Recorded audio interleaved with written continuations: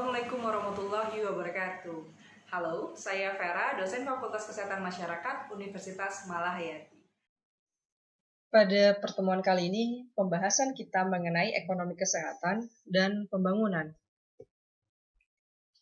Indikator pertumbuhan ekonomi suatu negara biasanya kita melihat dan cerminnya adalah produk domestik bruto atau GNP.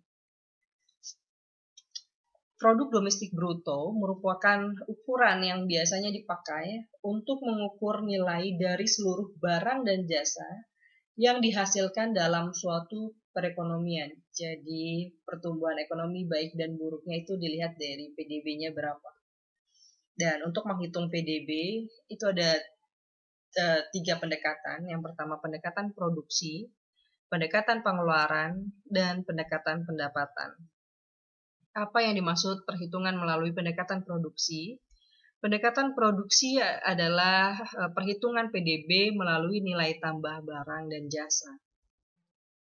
Nilai tambah barang dan jasa apa saja? Ada beberapa usaha yang dihitung dari nilai tambah barang dan jasanya seperti pertanian, pertambangan, industri pengolahan, listrik, air, sanitasi, konstruksi, transportasi, akomodasi, informasi dan komunikasi, keuangan, perdagangan mobil dan motor, real estate, perusahaan, jasa pendidikan, dan juga jasa kesehatan.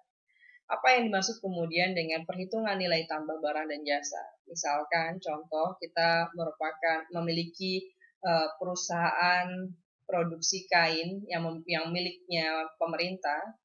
Nah, kain itu kan terbuat dari benang. Benang itu terbuat dari kapas. Bagaimana cara perhitungannya? Contoh, kita membeli kapas terlebih dahulu, kemudian dijadikan benang. Kapas harganya 300. Ketika sudah menjadi benang, harganya menjadi 1000. Ada nilai tambah di sana. Jadi 1000 kurang 300, nilai tambahnya adalah 700. Nah, kemudian ketika dari benang menjadi kain, dari 1000 menjadi 10.000. 10.000 nilai tambahnya itu adalah 9.000 tentunya. 10.000 kurangin 1000. Nah, nilai tambah itulah yang kemudian seluruhnya itu diukur dan menjadi pendekatan perhitungan melalui pendekatan produksi dari PDB itu sendiri.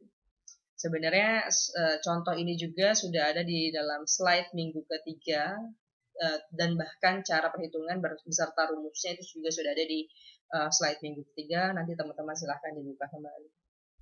Yang kedua, pendekatan pengeluaran. Apa yang dimaksud dengan PDB melalui pendekatan pengeluaran? Jadi kita menghitung PDB melalui penjumlahan semua pengeluaran barang dan jasa. Teman-teman juga bisa mempraktekkan ini dalam menghitung pendapatan seseorang nantinya ketika akan melakukan suatu riset. Tanyakan saja berapa jumlah pengeluarannya. Karena biasanya kalau kita tanya berapa jumlah pendapatannya, orang enggan untuk menjawab. Tapi kalau ditanya berapa jumlah pengeluarannya, orang dengan senang hati akan menjawab. Ini secara psikologis biasanya seperti itu. Oke, penjumlahan semua pengeluaran barang dan jasa apa saja, konsumsi rumah tangga, konsumsi pemerintah, inventory, bahkan ekspor dan impor.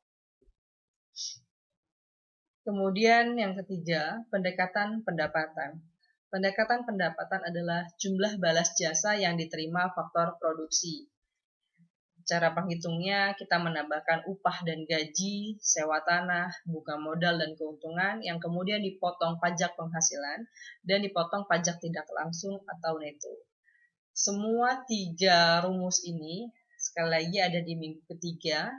Kita bahas kemarin mengenai coefficient index. Nah, itu di situ ada pembahasan bagaimana cara menghitung PDB.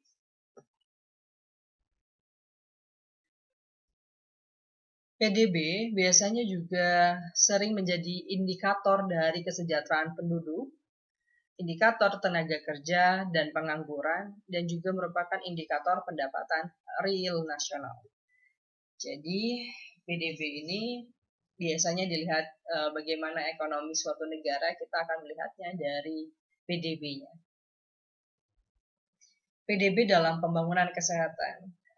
Fokus PDB biasanya hanya pada pertambahan modal dan tenaga kerja. Jadi fokusnya hanya pada kuantitas. Seringkali kualitas itu diabaikan. Padahal kualitas itu sendiri mendukung faktor produksi tersebut. Ya. Jadi kualitas ini kan berkaitan dengan peranan kesehatan dan pendidikan.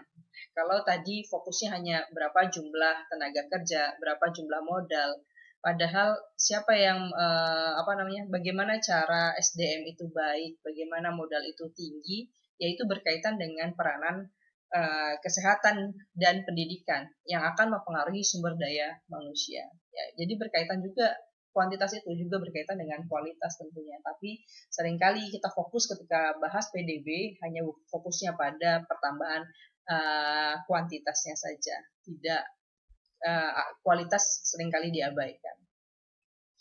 Adapun kesehatan sendiri mempengaruhi pertumbuhan ekonomi itu bisa melalui beberapa cara. Salah satunya adalah case COVID-19. Ya, sekarang mungkin teman-teman bisa mendiskusikan bagaimana COVID-19 itu bisa mempengaruhi PDB suatu negara. Bahkan mungkin seluruh negara PDB-nya juga dipengaruhi dari COVID-19 kasus yang sekarang saat ini sedang terjadi. Silakan teman-teman diskusikan di dalam kolom komentar. Pengaruh pertumbuhan ekonomi, kalau tadi kita melihat peranan ekonomi dalam sektor pembangunan kesehatan, sekarang kita pengaruh pertumbuhan ekonomi pada derajat kesehatan. Disampaikan bahwa peningkatan PDB itu bisa menurunkan tingkat kesakitan atau morbiditas dan juga tingkat mortalitas. Ya, sebagai contoh misalkan kalau kita memberikan health expenditure-nya atau jumlah biaya yang dikeluarkan untuk kesehatannya itu tinggi, untuk program-program kesehatan itu tinggi, tentu akan biasanya menurunkan tingkat kesakitan atau mortalitas. Ya, tapi tingkat kesakitan dan mortalitas itu sendiri dipengaruhi dari berbagai faktor, tidak hanya dari jumlah health expenditure-nya atau jumlah jumlah biaya suatu program. Tidak hanya sebatas itu saja. Jadi penurunan tingkat kesakitan dan mortalitas itu banyak sekali faktor yang mendukungnya. Tidak hanya peningkatan PDB itu sendiri. Yang pertama ada pendapatan dari seseorang itu sendiri atau golongan ekonominya. Itu akan mempengaruhi tingkat kesakitan dan mortalitas. Mungkin pernah mendengar bahwa yang sakit, yang kaya biasanya jarang sakit, atau yang kaya biasanya sakitnya di penyakit-penyakit tertentu, yang penyakit-penyakit orang kaya seperti jantung misalkan. Itu contoh ya, tapi tidak semuanya seperti itu. Jadi pendapatan itu mempengaruhi penurunan tingkat kesakitan atau mortalitas. Faktor lainnya juga ada mungkin genetik. Sepertinya sudah kita bahas di minggu sebelumnya, faktor-faktor yang mempengaruhi derajat kesehatan manusia itu apa saja. Ya, salah satunya ada pendapatan, genetik, perilaku, dan sebagainya. Nah, paradigmanya sering disampaikan bahwa good health atau kesehatan yang baik itu dipengaruhi dari tingkat pertumbuhan ekonomi yang baik juga. Dan juga sebaliknya, tingkat pertumbuhan ekonomi yang baik itu dipengaruhi oleh kesehatan yang baik. Tadi kan sudah disampaikan bagaimana kemudian kesehatan itu akan mempengaruhi pertumbuhan ekonomi dari berbagai cara. Ya, kalau ini jadi sebaliknya, bahwa kesehatan yang baik akan mempengaruhi tingkat pertumbuhan ekonomi juga akan mempengaruhi jumlah yang dikeluarkan untuk peningkatan kesehatan. Nah, sekarang fokus kita adalah pada who. Siapa sih sebenarnya yang bisa berperan dalam peningkatan kesehatan dan bagaimana cara meningkatkan kesehatan? Ya, nanti mungkin teman-teman bisa sambil diskusi juga. Siapa yang berperan penting dalam peningkatan kesehatan dan bagaimana caranya? Sumber pembiayaan kesehatan itu ada yang berasal dari pemerintah. Nah, pemerintah itu dapat sumber pembiayaan dari mana? Dari pajak, cukai, asuransi sosial, lotre, dan perjudian yang mungkin dilarang ya kalau di sini. Tapi pasti ada saja ya, pajak, cukai, asuransi sosial, dan lotre, dan perjudian ini merupakan sumber pembiayaan kesehatan. Adapun sumber pembiayaan swasta dan masyarakat biasanya dari asuransi kesehatan swasta, sukarela, dan CSR, serta out of pocket dari masyarakat itu sendiri. Kalau kita bahas mengenai ekonomi di sektor kesehatan, maka kita akan membahas mengenai sistem penganggaran, sentralisasi dan desentralisasi. Sebelum tahun 2004, sistem penganggaran kita itu adalah sistemnya sentralisasi, di mana pusat memiliki porsi yang besar dalam memberikan penganggaran, terutama untuk sektor kesehatan. Namun setelah tahun 2004 terjadi pergeseran sehingga daerah memiliki otonominya untuk membiayai atau menganggarkan sektor kesehatannya. Jadi porsinya daerah itu lebih tinggi dibandingkan porsinya sentral atau pusat. Namun di setiap sistem ini tentu akan ada permasalahan dan gap-nya. Ya, terutama di sektor kesehatan. Mungkin teman-teman bisa sambil berdiskusi di dalam kolom komentar. Apa saja sih yang mungkin menjadi masalah di dalam kita menggunakan sistem sentral maupun sistem desentralisasi. Ini adalah tabel proyeksi keadaan ekonomi yang ada di dalam daerah. Kita lihat tabel yang pertama. Tadi sudah disampaikan ya, balik lagi bahwa daerah memiliki porsi yang cukup besar dalam membiayai sektor kesehatan. Tabel ini membandingkan antara kekuatan ekonomi Pemda dengan kekuatan ekonomi rakyat.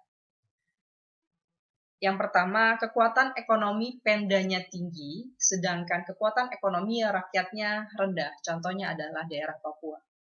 Kalau teman-teman sering melihat, membaca di dalam koran, banyak sekali terjadi kerusuhan di dalam daerah Papua, ya karena kesenjangan ekonominya cukup tinggi. Jadi mungkin masyarakat Papua juga menilai, saya punya sumber daya alam banyak. Sumber daya alam saya kan akan menghasilkan keuntungan pendapatan untuk daerah. Tapi kok saya nggak kaya, ibarat kata seperti itu. Ya karena jadi ada kesenjangan antara ekonomi Pemdanya dengan ekonomi rakyatnya. Ya, itu contohnya adalah daerah Papua. Ada juga kekuatan ekonomi rakyatnya tinggi dan juga diikuti dengan kekuatan Pemdanya juga tinggi. Contohnya daerah Jawa. Coba teman-teman lihat di daerah Jawa, Jogja, Jawa Tengah. Itu ya orang-orangnya, masyarakatnya kesenjangan ekonominya tidak terlalu tinggi. Jadi ya sehingga mungkin juga berkaitan dengan tindakan kriminal juga tidak terlalu banyak mungkin saja. Ya, karena kekuatan ekonomi Pemdanya juga tinggi, ekonomi rakyatnya juga tinggi. Jadi biasanya ya orang-orang kayanya juga ya sederhana dan kaya. Kemudian insya Allah tidak ada daerah yang dengan Pemdanya rendah, ekonomi rakyatnya juga rendah. Jadi tidak mampu beli apa-apa, insya Allah tidak ada. Kecuali dengan pertambahan jumlah provinsi ini, ada yang mungkin nekat, padahal ekonomi Pemdanya rendah, padahal tidak punya apa-apa, padahal tidak punya sumber daya alam, nekat untuk memakarkan diri dan tidak punya kapasitas juga, ya bisa masuk. Ada mungkin kalau misalkan seperti itu ya, ekonomi Pemdanya rendah dan ekonomi rakyatnya rendah. Untuk sementara kemungkinan besar belum ada di Indonesia. Namun adanya adalah ketika kekuatan ekonomi Pemdanya rendah, tapi kekuatan ekonomi rakyatnya tinggi. Itu daerah Sulawesi, Kalimantan. Ya. Masih banyak di sana yang perusahaan-perusahaan mungkin milik swasta, banyak yang mungkin dikelola oleh masyarakatnya sendiri. Jadi kekuatan ekonominya Pemdanya rendah, namun kekuatan ekonomi rakyatnya tinggi. Pertanyaannya adalah bagaimana di Provinsi Lampung? Kira-kira Lampung masuk dalam temannya siapa? Apakah kekuatan ekonomi Pemdanya tinggi dan ekonomi rakyatnya rendah? Atau masuk seperti di Sulawesi, kekuatan ekonomi Pemdanya rendah, namun kekuatan ekonomi rakyatnya tinggi. Syukur-syukur kita masuk temannya Jawa. Kekuatan ekonomi Pemda tinggi dan ekonomi rakyat juga tinggi. Silakan teman-teman diskusikan, kira-kira kita masuk yang mana? Apakah Pemda kita memiliki ekonomi yang tinggi dan ekonomi rakyatnya juga tinggi, atau seperti apa? Kemudian, siapa pemberi dana ketika seperti ini ya, kekuatan ekonomi rakyatnya rendah, kekuatan ekonomi Pemdanya tinggi? ketika kekuatan ekonomi Pemdanya tinggi, namun ekonomi rakyatnya rendah, maka tanggung jawab ada di Pemda. Namun ketika kekuatan ekonomi Pemdanya rendah dan kekuatan ekonomi Pemdanya rendah, maka tanggung jawab itu ada di pusat. Jadi ya kalau kekuatan ekonomi Pemdanya tinggi, maka persentasenya adalah ya Pemda yang memberikan sumbangan terbanyak untuk sektor kesehatan. Namun ketika kekuatan ekonomi Pemda rendah, maka pusat memiliki tanggung jawab utama untuk memberikan porsi yang cukup banyak dalam penganggaran untuk daerah-daerah dengan kekuatan ekonomi Pemda yang rendah. Oke, mungkin untuk hari ini hanya sampai di sini. Jadi kita bahas mengenai PDB dan bagaimana kemudian setiap sektor bertanggung jawab dalam meningkatkan derajat status kesehatan masyarakat. Tadi ada beberapa hal yang bisa didiskusikan di kolom komentar, silahkan dijawab, dicari terlebih dahulu. Kalau bisa sebelum masuk ke dalam perkuliahan saya, teman-teman membaca dulu dan mengerti terlebih dahulu sehingga teman-teman perbanyaklah juga membaca koran-koran atau membaca berita-berita sehingga bisa mengetahui apa-apa saja yang sedang terjadi, bagaimana bagaimana sektor kesehatan kita. Karena ya tadi di dalam video sebelumnya sudah saya sampaikan bahwa teman-teman nantinya ketika lulus, teman-teman adalah orang-orang yang berada di garda terdepan, sehingga teman-teman harus paham sekali bagaimana sektor kesehatan ini dibiayai, siapa saja yang bertanggung jawab dalam membiayai sektor kesehatan, dan bagaimana sektor kesehatan ini akan juga berdampak pada pertumbuhan ekonomi dan pertumbuhan dari pendapatan dari suatu negara. Untuk hari ini saya akhiri, tidak ada tugas, alhamdulillah tidak ada tugas untuk hari ini. Selamat untuk belajar, untuk minggu depan kita akan ada UTS. Saya akhiri, assalamualaikum warahmatullahi wabarakatuh.